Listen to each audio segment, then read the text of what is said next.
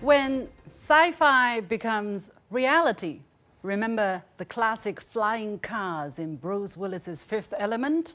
We might be seeing such scenes in, or I should say, above our streets very soon. China has set its sights on the low-altitude economy, which means economic activity surrounding both manned and unmanned aircraft, typically operating in airspace up to 1,000 meters above the ground. From air taxis to delivery services to search and rescue operations, low-altitude air mobility is increasingly becoming a part of our daily lives. In both last year's and this year's government work report, the Chinese government pledged to foster new growth in the sector and promote its safe and sound development. Now, this sector is expected to reach a market value of $210 billion by the end of this year and more than double that by 2035. From today on, actually, China's first ever International Advanced Air Mobility Expo is taking place in Shanghai, showcasing the latest advancements in the industry from home and abroad. Why is China placing such importance on this emerging sector?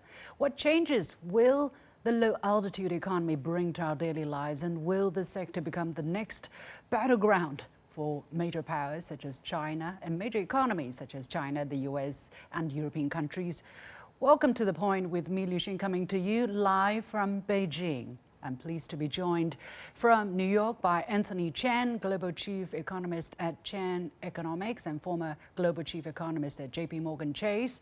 From Shenzhen, southern China's Guangdong province, by Liu Xin, Director of Embodied AI at Shenzhen Institute of Artificial Intelligence and Robotics for Society. And from Bangkok, Thailand, by Jeffrey Towson, Partner at McMode Consulting. Thank you and welcome, gentlemen, to our show. But first, let's go to Shanghai and go to our reporter, Bi Ran, who is on the ground at the 2025 International Advanced Air Mobility Expo. Bi Ran, so good to have you. Welcome to the show. I envy you, honestly. Tell us about the overall vibe at the event and how exhibitors and participants responding to this exciting new idea. Sure, Liu Xin, nice meeting you. Here I'm at the first ever International Advanced Air Mobility Expo here in Shanghai. I can see the vibe here is very futuristic, innovative. And I've talked to the organizers. They said there are more than 300 exhibitors and visitors from around the world come here to showcase their latest innovation. And also, all these products, models, aircrafts will attract interest from over 500,000 visitors' interest. And now I'm sitting here in the aircraft. This is a very advanced one. It's made in France, and this is imported in China, and now it's being used mainly in the Yangtze River Delta area for the pilot training and some tourism projects. And in the future, the owner told me there will be more projects like this, and they will be collaborating with more international vendors and companies to push this industry. And also, I've seen a lot of visitors from Europe, America, Southeast Asia. They've talked to the vendors here, the local vendors, and I saw them left their contact info and maybe arrange some future real flight set tests and to talk about the future opportunities and the market potential. And also here, visitors can join the high-tech drone football competition, which is very fun. It's kind of futuristic fun. And also they can try the aircraft themselves and maybe get the first-hand futuristic experience. Wow, it's amazing. It feels like we are on site. What are some of the latest what impressed you the most at the expo? Are there any particular cutting-edge technologies on display that caught your attention beside the model that you just showed us? Yes, of course. I'd say what impressed me the most is all the global debuts here in Shanghai, and maybe we can browse all these aircrafts here. I say maybe we can see the first large payload eVTOL built for medical rescue and search and rescue missions, or the air traffic safety and security platform, and a large intelligent fixed-wing unmanned craft.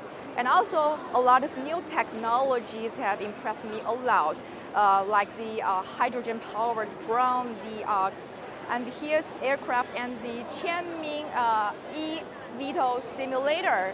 And also a lineup of Chinese low-altitude companies have exhibited their latest innovation. The eVTOLs, the drones, including the passenger drones and some hybrid aircraft car models.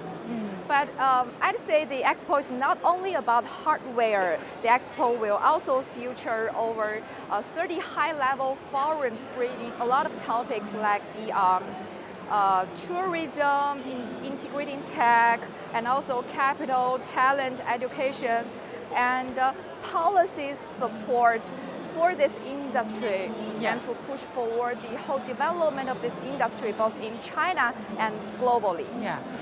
This looks so futuristic. What are people saying? What are the participants, analysts saying about how important the eVTOL, meaning electric vertical takeoff and landing aircraft, how will it impact our daily lives in the near future? Is it going to impact our lives significantly in the near future?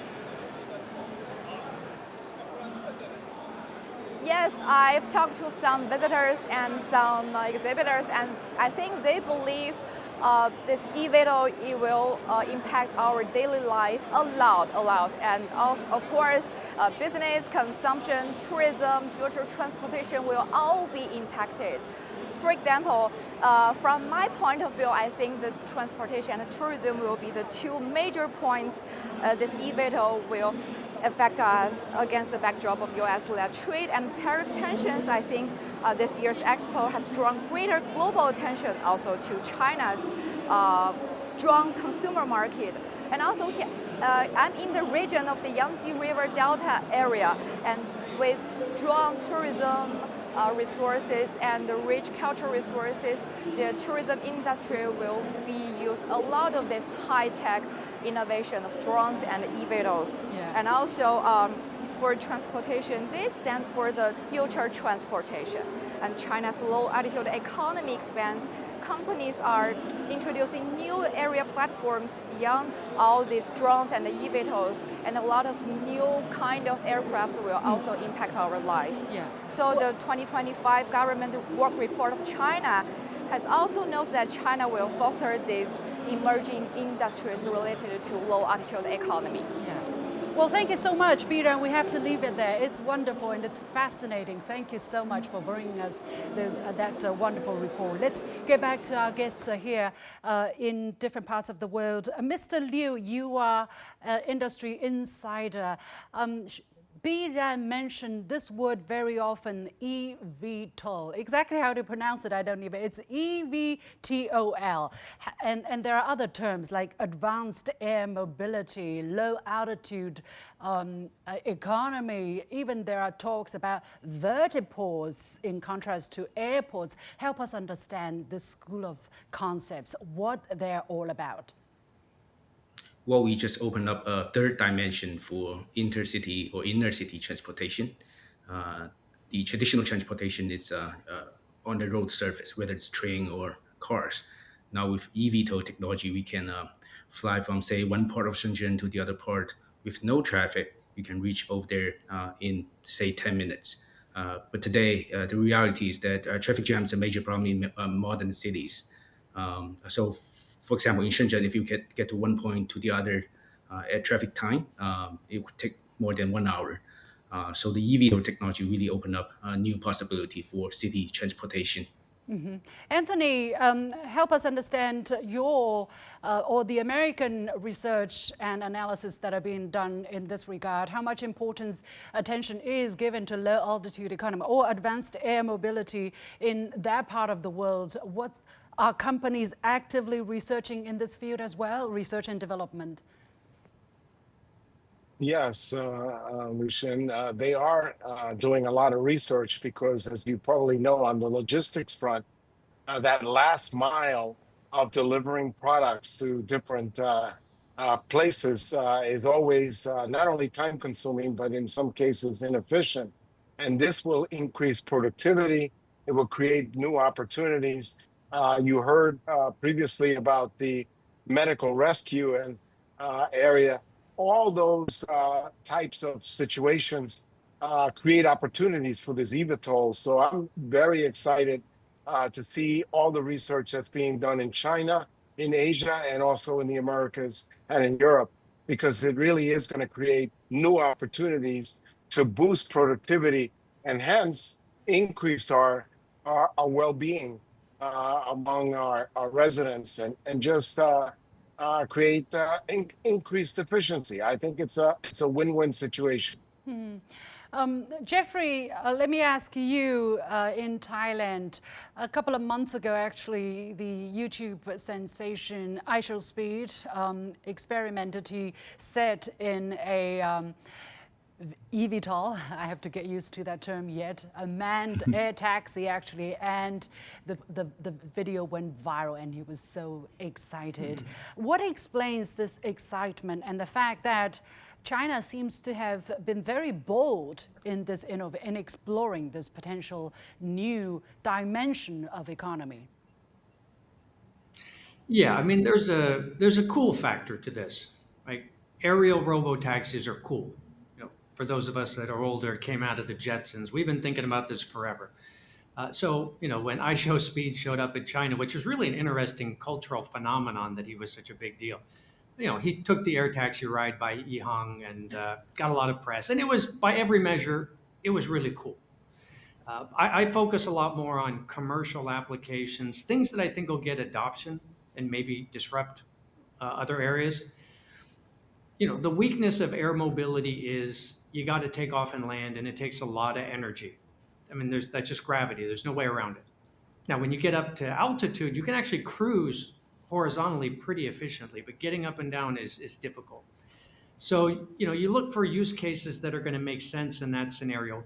Are we going to see buses flying? No, too heavy. It takes too much energy. Could we have rapid delivery of medication to people's homes? Yeah, that works. The numbers work. Uh, Airport shuttles from downtown out to the airport. Looks like that, you know, it's not going to be the cheapest option, but it'll be fast and probably reasonably priced. So you can start to see the use cases start to pan out. I would argue the biggest opportunities are probably in agriculture, manufacturing, um, public safety, things like that, where you're not transporting huge weight, but you're doing a very effective function. Moving people and, you know, refrigerators gets harder. But yeah, China's, you know, they're the leader. I would argue they're the leader comfortably. There's other leaders, but they're definitely in, let's say, the top two. Mr. Liu, how do you understand the Chinese vision into developing this sector? Many people talk about last year, the year 2024, as being ground zero for China's vision, for China's development in this sector. Actually, as I said, for 2 years in a row, this term is in the government work report. And I'm going to quote here, for instance, last year government work report said that we will foster new growth engines in fields such as biomanufacturing, commercial space flight, and the low altitude economy. This year's government work report also says we will promote safe and sound development of commercial space, the low altitude economy, deep sea science and technology, and other emerging industries. Despite the apparent limitations, at least for now, why does China place so much importance on this emerging sector? Well, I think that's a very good question. Transportation is about 5 to 7% of GDP in developed countries, so as in China as well. Also, traffic jams generate a lot of emissions of CO2 gas. I think traffic jam generation is 1.6 gigatons of CO2 last year globally. eVTOL, it's a more efficient technology. And especially given the background that in the past few decades, China has been an industrialized country, but not innovation driven yet. So at this stage, China is pushing itself into an innovation driven country. So the areas you just listed, for example, this low altitude economy is an innovation-driven economy. So China being the first one to do a deep exploration into this space would greatly benefit its economic development in the future decades. That's why I think the government is pushing it very hard, because on one side it brings efficiency to the whole transportation system. On the other side, it's a new driver for economic growth. There are 6 Chinese cities, Mr. Liu, let me stay with you. There are 6 Chinese cities which have been given the status of pilot cities to to open airspace below 600 meters, including Shenzhen, where you are, and then Chongqing in southwest China, Suzhou in eastern China, Hangzhou in eastern China as well, Hefei and Chengdu, various cities. What are the criteria for these cities? What are they tasked to do? What's the goal? What are they trying to experiment and find out about? Right. I think I would take 2 examples. Chongqing, for example, is a mountainy city. There are a lot of mountains. That would impose a lot of technical challenge for eVTOL. So by using Chongqing as a pilot city, we can overcome a lot of technical challenges for this sector. And Shenzhen, on the opposite, it's a very busy, highly developed city.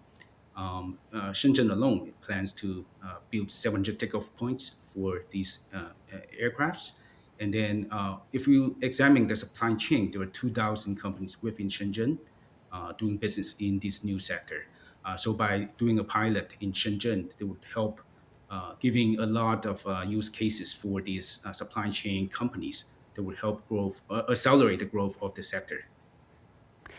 What kind of mechanism is in place so that there's always a top-down approach? China sets a goal, and then what kind of policy initiative is going in to the ecosystem, for instance, so that there is more incentive, there's greater growth, greater investment? Can you help us understand that process, Mr. Liu, so that other countries are not coming out and say, look, it's again being unfair that China is subsidizing its domestic company, in boosting this sector? How does China's ecosystem work so that when it sets a goal to develop a certain sector, it then actually creates the momentum on the ground? Oh, I think that's a very insightful question. Let's go back to history to examine the previous sector, the EV sector, electric vehicle. So back then, China has been subsidizing a lot into that sector, using the mechanism that if you sell one car, I will subsidize such amount of incentive to you. There have been a lot of criticism towards that mechanism because people try to make up their numbers to get more incentives. So now the mechanism is more focused on subsidizing the use cases. So the government would direct into a few use cases, for example, people mover transportation. For that, the government will put subsidies into those use cases. Then the whole supply chain would benefit because there's the OEM who builds the eVTOL, and there's the operator that operates the eVTOL. But behind them, there are a lot of component companies that will benefit as well. So I think the whole mechanism is shifting towards giving helicopter money to the whole supply chain towards subsidizing the use case so that the whole supply chain can benefit. Anthony, let me come to you before I go back to Mr. Liu. How do you look at the kind of impetus that China is giving to its low altitude economy? Well, some people are going to say, look, China is again, playing it unfair, but this is a very, how should I say, sophisticated, it's not black and white. How do you look at it? I actually look at it in a very constructive way because it is no different from what other countries do. When there is a young, emerging industry, you want to support it. You want to provide some subsidies, and once it takes off, then it's going to be on its own. I mean, all you have to do is look at the United States. What they're doing with the semiconductor chips, they are now subsidizing companies to build factories and build stuff at home.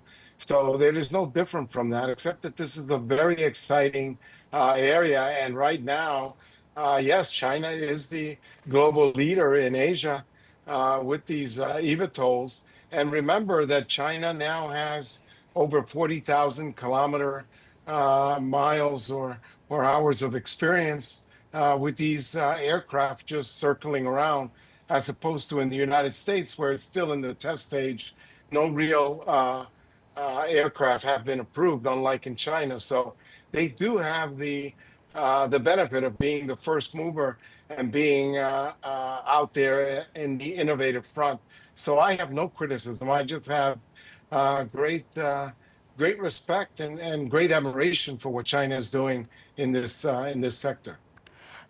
The United States has actually been progressing as well in this sector. Our research found out, for instance, it is estimated that there are 14 U.S. states where 2 or more vertiports are planned to be built in the next a further 15 in the next 3 years, a further 15 states where AAM strategizing has begun.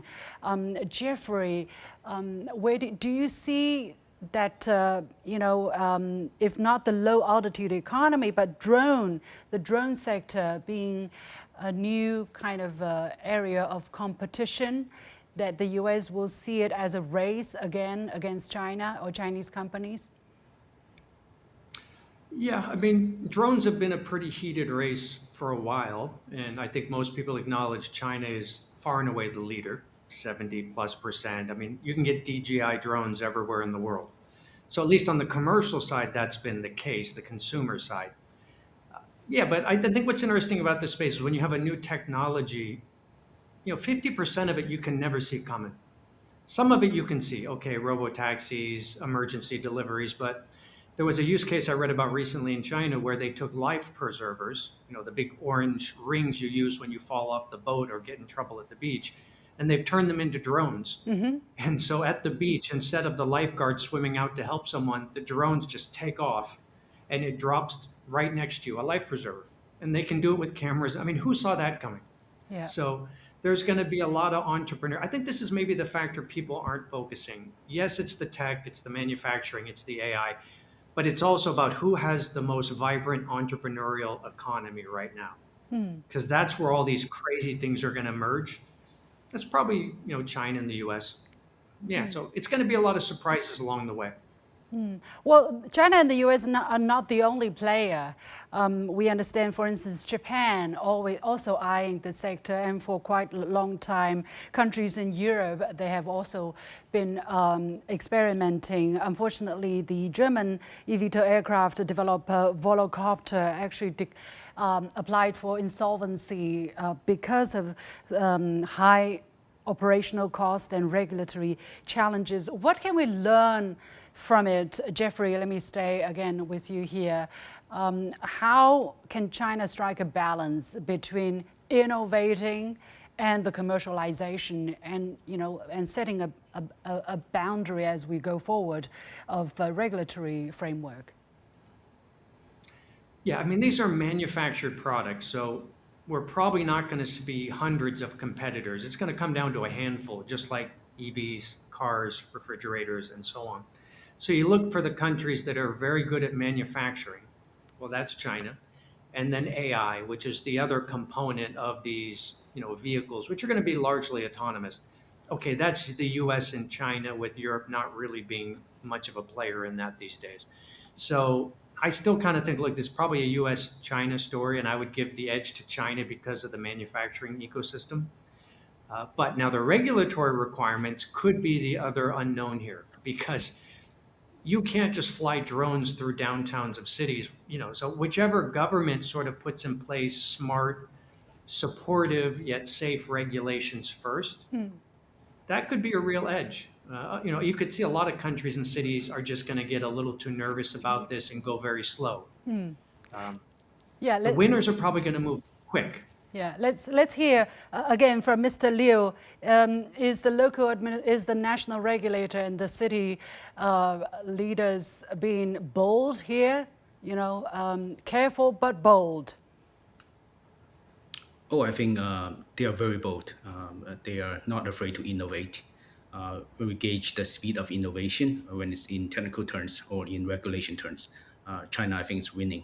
I have personally interacted with different level of officials. They listen to companies. They want their feedbacks. and see that would guide how they draft their legislation or regulation towards the industry. So it's a very mature feedback loop in China right now. So the companies would interact with the government very often to make sure that the government would adapt new regulations very quickly. And also, when we talk about the imported French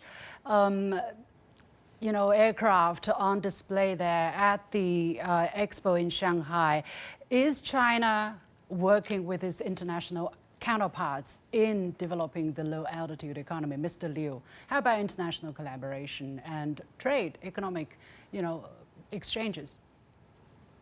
Well, I think that's a very good point again, because China has a very mature supply chain, especially in manufacturing. China has also a AI supply chain to make the drones autonomous. But the use cases are international. So, for example, in France, there might be a case unique to the local market.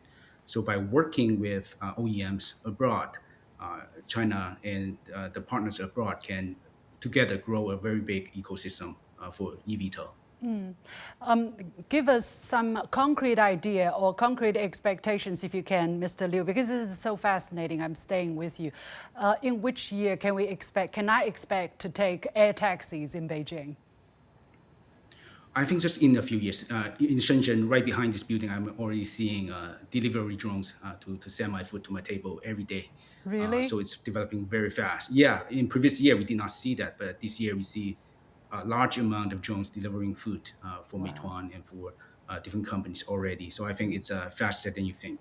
Are we really going to see the Fifth Element scenarios where different, air taxis flowing in different directions on different levels and potentially bumping into each other? Of course. Yeah, we're going to see that. Anthony, to wrap up, what's your takeaway? I'm excited. As we know, China has 70% of all the global patents in the eVTOL sector. So that not only is encouraging, but it tells me that China is very serious about this and will be a serious global competitor in this sector moving forward. Jeffrey, what should we bear in mind, though? You have something rational to say, some words of wisdom? I think I think the hard stop in maybe a lot of this is going to be the physics. This is sort of Elon Musk's standard statement. Like, you can innovate and make things cheaper, but physics is a hard limit. Ultimately, carrying things in the air requires a certain amount of energy. And that's going to probably be not something we can change, no matter how efficient the drones are. So a lot of these use cases are probably like, the numbers just don't work. But there's a lot of room for a lot of creativity and entrepreneurship in this space, especially when you're not carrying people or packages, but you're just doing things like camera work. When you're doing spraying, well, those are very light. So small light drones, I'd put my money on those happening very fast. All right, let's see. Let's come back together on the discussion in 3 years' time, maybe, and see whether we're wrong or true. But it's a pleasure to have all of you to discuss this very exciting new topic for me. Thank you so much, Anthony Chen, Liu Shan, and Jeffrey Towson. And as usual, thank you for having followed us on this edition of The Point. As usual, you can follow me on Facebook and X using the handle Liu Xin in Beijing on behalf of the whole team. Thank you for watching. You've got The Point, and it's a serious topic. Thanks for watching.